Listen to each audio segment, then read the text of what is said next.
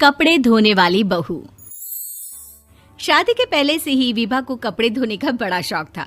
कभी नल के नीचे तो कभी तालाब के पास। अरे मेरी नीली वाली लुंगी नहीं दिख रही है।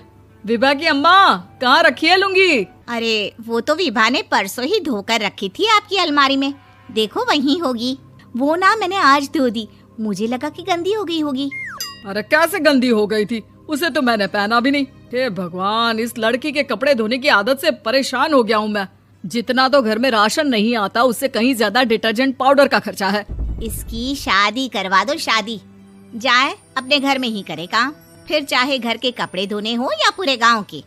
हाँ ठीक बोल रही हो, देखता हूँ मैं कोई लड़का। वो दिन भी आ जाता है जब विभा को देखने लड़के वाले आ जाते हैं। लड़की मुझे अच्छी लगी। होने वाली सास कहती है, बेटी अगर कुछ पूछना है तो पूछ लो।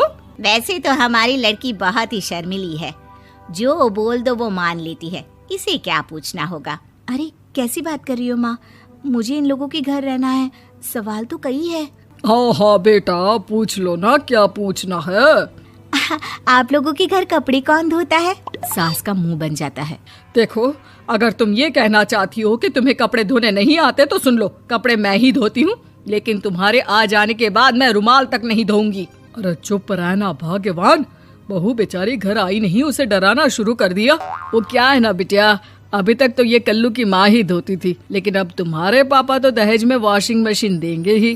तभी विभा की माँ बोल पड़ती है, सवाल भी पूछा तो क्या। वैसे भाई साहब, मशीन की तो फिर भी कपड़े धोने की कैपेसिटी होती है। मतलब जो बिटिया दे रहे हैं ना विभा, इसे कपड़े धोने का बहुत शौक है। ये आप लोगों के क्या, आस पड़ोस गांव मोहल्ले सबके कपड़े धो दे और उफ तक ना करे। बाहर देखा नहीं आपने कितने कपड़े सूख रहे हैं? सब हमारी बिटिया ने ही तो धोए हैं। बस भी करो ना माँ, शर्म आ रही इतनी तारीफ सुनकर।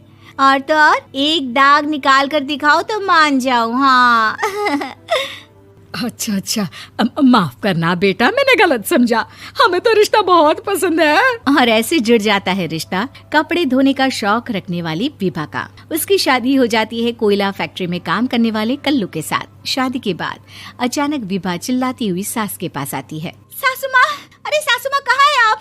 ये तो धोखा है, धोखा दिया आप लोगों ने मुझे। इसे ससुर के चक्कर के बारे में पता चल गया। अरे तो उसमें तुझे क्यों धोखा मिला है? अरे नल में पानी नहीं आता, कपड़े कैसे कब धुलेंगे? अच्छा, तू पानी नहीं आ रहा उसकी बात कर रही है। तो आपने क्या सोचा? कुछ नहीं। अच्छा, तेरी माँ ने कहा था कि कपड़े धोने का शौक है तुझे, याद आया मुझे। शौक बोलकर कपड़े धोने वाले मेरे जुनून को कम ना आके सासू माँ, कपड़ा धोना मेरा गुरूर है। तभी पति भी वहाँ आ जाता है। अभी मैंने इसे सनी देओल की फिल्म दिखाई है, उसी के डायलॉग मार रही है माँ। अच्छा सुन, साफ बता रही हूँ, पानी सुबह 4 से 6 और शाम को 10 से 12 आता है, समझी? विभा टाइमिंग सुनकर हैरान हो जाती है। ये क्या भूतों का मोहल्ला है? सुबह 4 बजे उठकर कौन कपड़े धोता है? 4 बजे टंकी में पानी जाता है, फिर सारा दिन धोना ना, किसने मना किया?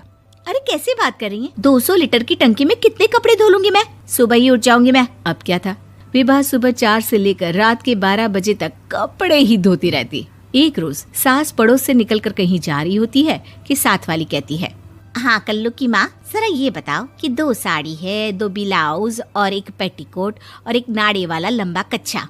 हाँ तो? अरे तो क्या, कितना लोगी धुलाई ये बताओ। धोबन दिख रहे हैं हम क्या? हमारे पति सरकारी नौकरी से अभी रिटायर हुए हैं और बेटा सुपरवाइजर है कोयला फैक्ट्री में। धोबन समझ रखा है हमें। हाय रे कल्लू की अम्मा, माफ कर दो, वो तो मोहल्ले में यही सब बता रहे थे कि तुमने बहू को कपड़ा धुलवाने के काम में लगा दिया है। सास को पड़ोसन की बात सुनकर गुस्सा आ जाता है। वो घर पहुंचती है जहां घर के बाहर ही इतने सारे कपड़े सूख रहे होते हैं जितने कि किसी धोबन के घर पर। अरे ओ कल्लू की दुल्हन, बाहर निकल। माँ जी यहीं आ जाओ, बाथरूम में चादर धो रहे हैं हम। अरे अभी हम धोते हैं, तुमको बाहर निकलो। ये आस पड़ोस वाले बोल रहे हैं कि हम बहू से कपड़े धुलवा कर उसे कपड़ा धोने वाली बना दिए हैं। अरे छोड़ो ना माँ जी, किन लोगों की बातों में आती हो? आस पास के लोगों का तो काम ही होता है कि वो किसी तरह सास बहू को लड़ा दे। बहू सारे घर के कपड़े धोती है, ये क्या कम है? बोलिए। सास को भी लग जाता है कि वो बहू का ये सनकीपन नहीं छुड़वा सकती, इससे अच्छा है कि खुद ही चुप हो जाए। एक रोज सास और बहू मंदिर जाते हैं, जहाँ सास की साड़ी वहाँ खड़ी भीख मांगने वाली से मिलती है। माँ जी क्या बात है, आपकी साड़ी उस भिखारन से कितनी मिल रही है ना? हाँ हाँ देखो तो, दोनों की साड़ी मिल रही है। क्या बात है कल्लू की अम्मा, तुम खुद को तो अफसर की बीवी बताती हो और ऐसी सिंपल सी प्लेन साड़ी पहनकर घूमती हो। सिंपल और प्लेन नहीं है ये साड़ी। तो क्या सोने के धागे से फूल बने हैं? कुछ भी सासू माँ, कुछ भी। हाँ बने थे इस साड़ी में सोने के धागे से फूल। मेरे पति लेकर आए थे मद्रास से स्पेशली मेरे लिए 10,000 की।